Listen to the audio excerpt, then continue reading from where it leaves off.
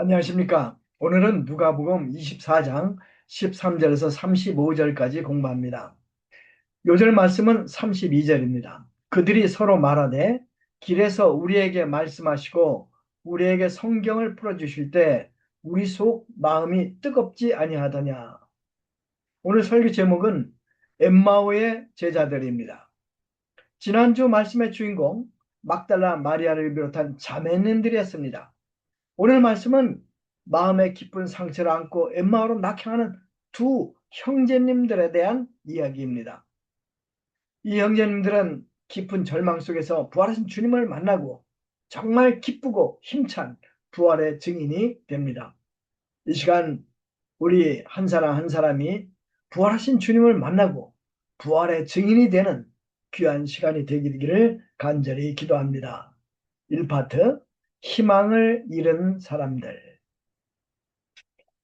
예수님께서 십자가 위에서 비참하게 돌아가셨을 때 예수님의 어머니 마리아 가슴에는 비수가 꽂힙니다. 막달라 마리아를 비롯한 예수님을 사랑했던 여인들 가슴은 천갈래 만갈래질로 찢어집니다. 무엇보다 예수님을 따르고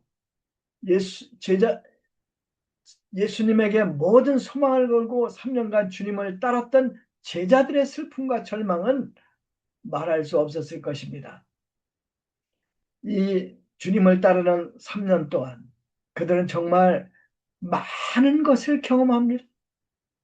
주님께 나아오는 자는 문둥병이든 혈루병이든 무슨 병에 걸렸든지 나음을 입었습니다. 심지어 죽은 자를 살리시는 기적의 현장에 그들은 함께 있었습니다. 특별히 죽은 지 사흘이나 되어서 썩어 냄새까지 나는 나사로를 주님께서 일으키실 때 그들의 감격은 말할 수 없었을 것입니다. 기적이 베풀어질 때마다 그들은 주님과 함께 펼쳐질 찬란한 미래에 대한 꿈, 그것은 점점 더 커져갔습니다. 이 찬란한 꿈을 그들은 가지고 있었기 때문에 핍박을 받아도 또 배가 고파도 주님을 따랐습니다. 그런데 그들이 도저히 상상할 수 없었던 그런 사건이 발생하는 것이 아닙니까? 그처럼 능력이 많으시고 그처럼 전능하시고 무엇인지 아시는 예수님께서 자신들 눈앞에서 사형 선고를 받습니다. 결국 십자가 위에서 비참하게 돌아가십니다. 예수님이 돌아가시자 그들의 꿈도 사라져버렸습니다. 그들은 깊은 슬픔과 절망의 구렁텅이에 빠져서 더 이상 헤어나올 수가 없게 되었습니다. 본문에 등장하는 엠마오로 가는 두 제자들, 그들 중에 하나였습니다. 그 중에 한 사람의 이름은 글로바입니다. 그런데 다른 한 사람의 이름은 밝혀지지 않습니다. 이름이 밝혀지지 않은 그 다른 사람이 바로 여러분 자신이라고 생각하고 한번 본문을 공부해 봅시다. 21절 말씀을 보십시오. 우리는 이 사람이 예수님을 가리키죠. 이스라엘을 구속할 자라고 바랐노라. 이뿐 아니라 이 일이 된 지가 사흘째요. 자, 그들의 꿈이 무엇이었습니까? 그들의 꿈은 예수님께서 이스라엘을 이스라엘을 해방시키고 찬란한 메시아의 왕국을 이루는 것, 그것이었습니다. 그러나 그들은 이제 모든 것을 포기한 채 예루살렘을 떠나서 그들의 고향인 엠마오라는 한 시골로 가고 있었습니다. 엠마오는 예루살렘으로부터 서쪽 편으로 약 25리 떨어진 곳에 위치합니다. 여러분들이 아시다시피 예루살렘은 시온산 위에 건설되는데 시온산이 굉장히 높았어요. 한 800m, 해발 800m 됩니다. 우리 이 진천 땅에서 제일 높은 산이 두타산인데 이 두타산이 600m밖에 되지 않지 않습니까? 600m보다 200m가 더 높은 것이 바로 시온산이었습니다. 그래서 당연히 엠마오로 가는 마을로 가는 길은 내리막길이었을 것입니다. 그런데 그들은 단순히 지리적 개념으로만 내려가고 있지 않습니다. 그들의 마음도 낙심되어 있었습니다. 그들이 가는 이 길은 슬픔의 길이었습니다. 절망의 길이었습니다. 여러분, 때가 언제인지 한번 생각해 보십시오. 때는 해가 뉘엿뉘엿 넘어가는 어둠이 깔리는 저녁이었습니다. 엠마오로 가는 길, 내일을 기약할 수 없는 길이었습니다. 모든 것을 잃어버리고 가는 눈물의 길이었습니다. 절망의 길이었습니다. 절망, 무서운 것입니다. 절망은 죽음에 이르는 병이라고 철학자 키에르케고르가 말을 합니다. 요즘 학자들은 절망의 죽음이라는 단어를 만들어서 이 표현을 사용합니다. Death of Despair. 노벨 경제학상을 받은 안구스 디톤과 안네 케이스는 미국 사회를 연구합니다. 그리고 매우 충격적인 사실을 발견합니다. 전쟁이 난 것도 아닙니다. 전염병이 돈 것도 아닙니다. 그런데 어느 시점에서 사람들의 사망률이 갑자기 증가하기 시작한 것입니다. 그래서 그 원인을 분석해 봅니다.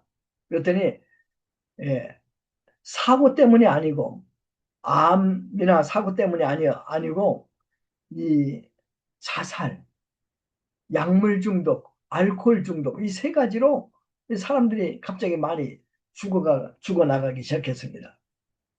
그래서 그들은 이 죽음을 이렇게 불렀어요. 절망의 죽음.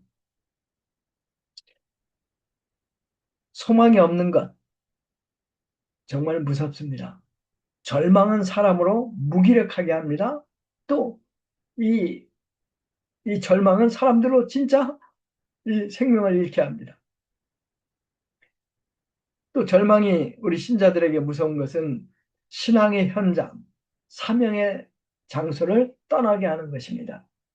엠마의 제자들 지금 절망하고 신앙을 포기하고 신앙의 현장, 사명의 현장을 떠나고 있습니다. 가끔 우리에게도 절망이 찾아옵니다. 갑자기 우울해집니다. 희망이 안 보여요. 지는 해를 향해 발걸음을 옮길 때가 있습니다. 그런데 여러분, 힘내십시오. 주님이 찾아오십니다. 이 파트, 찾아오시는 주님. 깊은 절망을 안고 지는 해를 향해 엠마오로 내려가는 두 제자에게 부활하신 예수님이 찾아오십니다. 예수님은 성경에 돋는 해라고 비유하지 않습니까? 돋는 해 대신 주님께서 지는 해를 향해 가는 엠마오의 제자들, 우리를 찾아오십니다. 그렇습니다. 우리 주님은 찾아오시는 분이십니다. 길 잃은 양 삭개오를 주님은 찾아가셨습니다. 죽어서 묻힌 나사로를 찾아가시고 그를 부활시킵니다. 세관에 앉아있는 죄인 마태도 찾아오셔서 당신의 제자로 부르십니다. 낭망해서 갈릴리 바다로 도망간 7명의 제자들에게도 주님은 나타나시지 않습니까? 모든 것을 포기하고 고향으로 돌아가는 엠마오의 제자들을 우리 주님은 지금 찾아가십니다. 이 두 사람이 부활하신 주님을 만나기를 소원해서 주님께서 그들을 만나주신 것이 아닙니다. 그들이 열심히 기도해서 주님이 그들을 찾아간 것도 아닙니다. 은혜의 주님께서 그들을 일방적으로 사랑하셔서 찾아가신 것입니다. 이 은혜의 주님께서 우리 학제자매님을 찾아가셔서 만나주셨습니다. 그리고 영생을 주셨습니다. 제가 대학교 1학년 때 우리 주님께서는 저를 찾아오십니다. 저를 만나주십니다. 당신께서 죽으시고 부활하신 이 복음을 영접하도록 도와주십니다. 그리고 저와 동행해 주셨습니다. 그리고 지금까지 한 번도 저를 떠나지 않으십니다. 이 주님께서 우리 성도님들과 지금 함께 하십니다. 그럼에도 불구하고 우리는 가끔 절망하고 두려워하고 슬퍼합니다. 엠마의 제자들처럼요. 왜 그럴까요? 우리가 부활 소식을 못 들어서일까요? 아니죠. 엠마오의 제자들 보세요. 22절, 23절에 보면 그들이 이렇게 말을 해요. 또한 우리 중에 어떤 여자들이 우리로 놀라게 하였으니 이는 저희가 새벽에 무덤에 갔다가 그의 시체는 보지 못하고 와서 그가 살아나셨다 하는 천사의 나타남을 보았다 함이라. 주님이 살아나셨다 하는 말을 여인들로부터 들었지만 두 제자는 이걸 믿지 못합니다. 그리고 절망에 빠져서 낙향하고 있는 것입니다. 그러면 이제 주님께서 엠마오 제자들을 어떻게 도우시는가 보겠습니다. 3파트 제자들을 도우시는 예수님. 본문 25절에서 27절 그리고 32절 말씀을 보겠습니다. 예수님은 엠마오로 내려가는 제자들과 성경 공부를 하십니다. 길 가시면서 제자들과 모세 오경으로부터 선지서 시편을 인용해서 그리스도의 사역이 어떠한가, 성경에서 무엇을 말하는가 하는 것을 자세히 가르치십니다. 근데 여러분, 이들이 예수님과 함께 성경 공부를 할 때 기적이 일어납니다. 여러분, 그 기적이 무엇인지 아십니까? 32절을 보십시오. 저희가 서로 말하되 길에서 우리에게 말씀하시고 우리에게 성경을 풀어주실 때 우리 속에서 마음이 뜨겁지 아니하더냐. 우리에게 성경을 풀어주실 때 우리 속에서 마음이 뜨겁지 아니하냐. 이들의 마음이 바로 주님이 성경을 가르치실 때, 성경을 풀어주실 때 뜨거워졌습니다. 식어버린 가슴이 뜨거워졌습니다. 그들의 감동이 뭉클하게 살아났습니다. 우리 신체 부분 중에서 뜨거워야 할 부분이 있고 뜨거워서는 안 되는 부위가 있어요. 머리가 뜨거워지면 큰일 나요. 고열이 나서 머리가 뜨거워지면 뇌에 치명적인 영향을 줄 수 있죠. 반대로 가슴은 뜨거워야 합니다. 만일 가슴이 차가워지면 큰일이죠. 죽은 시신의 가슴은 얼음장처럼 차갑습니다. 그러면 어떻게 우리가 뜨거운 가슴을 가질 수 있을까요? 예수님은 어떻게 절망만 가득한 제자들의 마음에 불을 붙이십니까? 하늘로부터 불새를 주셨습니까? 아닙니다. 32절을 다시 한번 보세요. 저희가 서로 말하되 길에서 우리에게 말씀하시고 우리에게 성경을 풀어주실 때 우리 속에 마음이 뜨겁지 아니하더냐. 냉랭해진 가슴, 하나님 말씀만이 새롭게 불을 붙일 수 있습니다. 사람을 변화시키는 것, 사람 마음을 변화시키는 것, 하나님 말씀밖에 없어요. 저는 대학교 1학년 때 성경 공부를 합니다. 믿으려고 한 것이 아니라 성경의 모순을 찾아내서 제 이 무신론자적인 철학을 가지려고 성경을 공부했어요. 근데 성경 말씀을 통해서 저는 저를 위해 죽으시고 부활하신 우리 주님을 만납니다. 그리고 이제 많은 사람들에게 성경 말씀을 가르치고 제자화하는 일에 힘썼습니다. 40년간 독일에서 선교하는 동안 제가 체험하고 깨달은 것은 하나님의 말씀은 매이지 않는다. 정말 살아있다. 운동력 있다. 어떤 사람도 하나님의 말씀은 변화시킨다 하는 것을 저는 체험했습니다. 여러분, 성장하기를 원하시죠? 여러분들의 마음이 변화되기를 원하시죠? 여러분들의 냉랭한 마음이 한번 뜨거워지기를 원하시죠? 어떻게 해야 할까요? 하나님 말씀을 사랑하십시오. 하나님 말씀을 마음으로 공부하십시오. 하나님의 말씀을 수시로 묵상하시고 되뇌이십시오. 그러면 부활하신 주님께서 말씀으로 여러분 심령에 불을 붙이실 것입니다. 여러분들 성장의 기쁨을 맛볼 것입니다. 32절, 28절에서 31절을 한번 보겠습니다. 31절에 보면 이런 표현이 나오잖아요. 저희 눈이 밝아져. 16절 말씀과 대조되는 표현이죠. 16절은 어떻게 나와요? 저희 눈이 가려져서. 그들은 전에 예수님 옆에 있는데도 그들의 눈이 가려져서 알지 못합니다. 우리는 이 제자들이 아이고 어떻게 예수님 옆에 있는데 예수님을 못 알아볼 수 있는가 하고 비판하기 쉽습니다. 그런데 여러분 우리도 그렇게 되기 쉽습니다. 주님 지금 어디 계십니까? 여기 지금 임하여 계시지 않습니까? 우리 속에 계시지 않습니까? 우리 주님은 세상 끝날까지 우리와 함께 하신다고 약속하지 않으셨습니까? 그런데 우리는 얼마나 자주 예수님이 안 계신 것처럼 생각하고 행동합니까? 왜 그럴까요? 우리 눈이 가려졌기 때문입니다. 그러면 우리 눈이 가려지지 않고 밝아지려면 어떻게 해야 합니까? 30절에서 31절 저희와 함께 음식을 잡수실 때 떡을 가지사 축사하시고 떼어 저에게 주심에 저희 눈이 밝아져 그인 줄 알아보더니 예수는 저에게 보이지 아니하는지라. 떡을 가지사 축사하시고 떼어 저에게 주심에 라는 말씀은 성찬식을 거행하실 때 하시던 말씀입니다. 흔히 성찬식은 보이는 말씀이라고 합니다.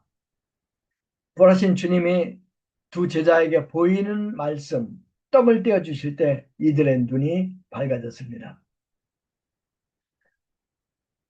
제가 독일에 있다가 한국에 오니 해가 밝게 떴는데도 하늘이 파랗게 보이지 않을 때가 많아서 신기했어요.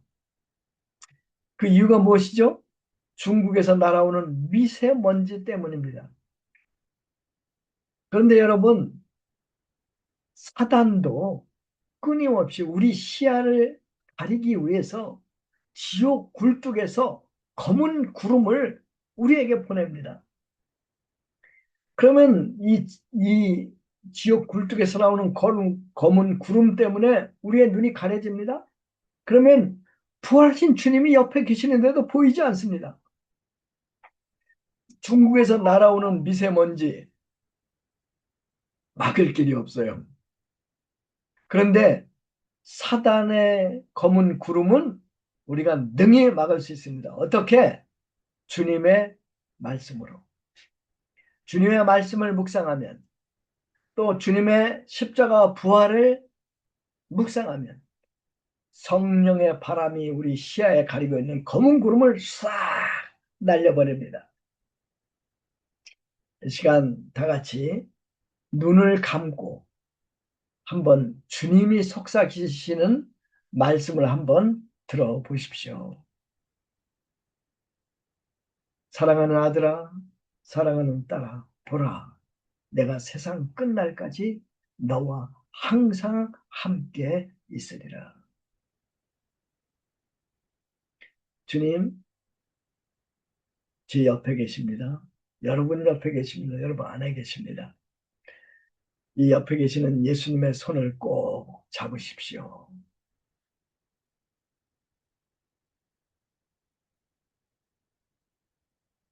33절 이하 말씀을 보겠습니다.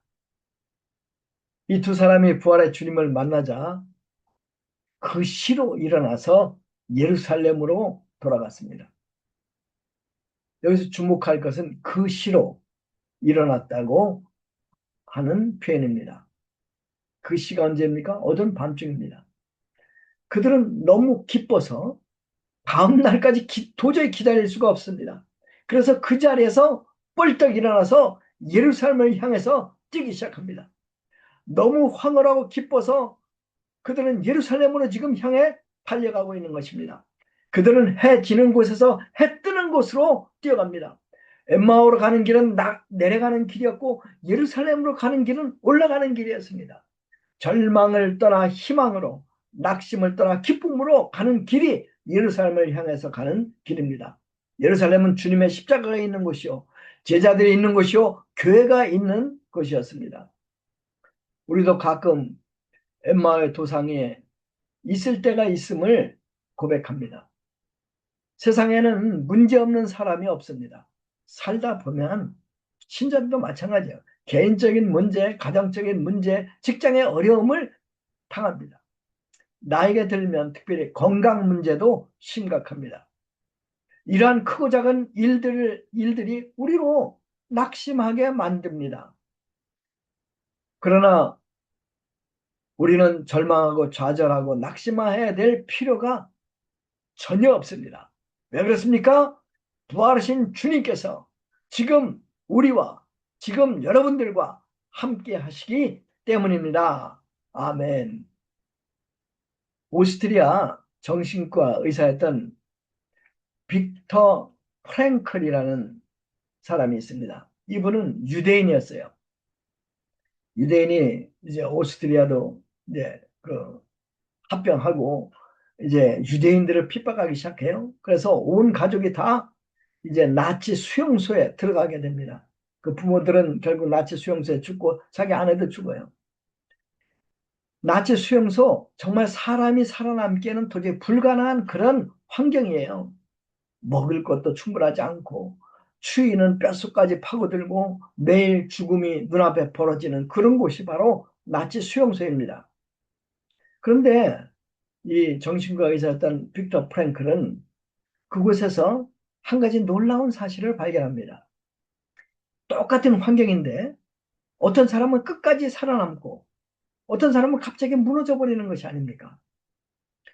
가만히 살펴보니 체력에 그 문제가 차이가 체력에 있지 않아요. 그리고 이제 그분이 이제 그 깨달은 것은 사람들이 빵이 없어 죽는 것이 아니라 외부의 고통 때문에 죽는 것이 아니라 살아야 할 이유가 없을 때, 살아가야 할 이유를 잃어버릴 때 사람들은 무너진다는 사실을 그는 발견합니다. 그는 가까스로 수용소에서 살아남아요. 그리고 나중에 이제 수용소에서 나와가지고 그 새로운 그 정신과의 새로운 치료법을 갖다 도입을 해요. 만들어요. 이것이 바로 의미 치료예요. 의미 치료, 로고테라피. 이제 그의 주장은 이거예요. 인간은 어떤 상황에서도 살아가야 할 이유, 그 의미를 알면 견딜 수 있다. 건강해질 수 있다. 이런 거예요. 사랑하는 성도 여러분, 엠마오로 가던 두 제자가 왜 밤에 일어나 뛰었을까요? 상황 하나도 안 바뀌었어요. 뭐 갑자기 태양이 뜨는 이 아침이 된 것도 아니에요. 한 가지 이유. 부활하신 주님을 만났기 때문입니다. 그 순간 그들의 마음속에 내가 왜 살아야 하는가 하는 이유가 생겼어요. 그들은 다시 걸어가야 할 방향이 생겼습니다. 그들은 다시 붙잡을 소망이 생겼습니다. 그래서 그들은 절망의 길에서 돌아서서 소망의 길로 뛰어갔던 것입니다. 엠마오의 제자들이 예루살렘에 돌아가 보니 11 사도와 그와 함께한 자들이 모여 있습니다. 그런데 그들이 먼저 얘기하는 거예요. 주께서 과연 살아나셨다. 그리고 시몬에게 보이셨다. 이구동성으로 말하고 있는 것이 아닙니까? 부활하신 주님은 동시에 여기에도 나타나고 저기에도 나타날 수 있으심이 틀림없어요. 두 사람도 질세라 말합니다. 주께서 과연 우리에게 나타나셨다고 힘있게 증거합니다. 사랑하는 성도 여러분, 우리 주님이 부활하셨어요. 이 부활하신 주님이 지금 여러분과 함께 하십니다. 어젯밤에도 함께 하셨고 오늘 아침 식사할 때도 우리 주님은 함께 하셨고 지금도 이 주님께서는 여러분 안에 살아 계십니다. 여러분 옆에 계십니다. 이 주님이 함께하기 때문에 우리에게는 두려움이 없습니다. 우리에게는 부족한 것이 없습니다. 이 부활하신 주님이 우리와 함께 하시니 살만 나는 인생을 우리는 살 수 있습니다. 우리에게는 왜 살아야 하는 분명한 이유가 생겼습니다. 그러므로 부활하신 주님이 나와 함께하는 한 매일매일은 내 인생의 최고의 날입니다. 아멘.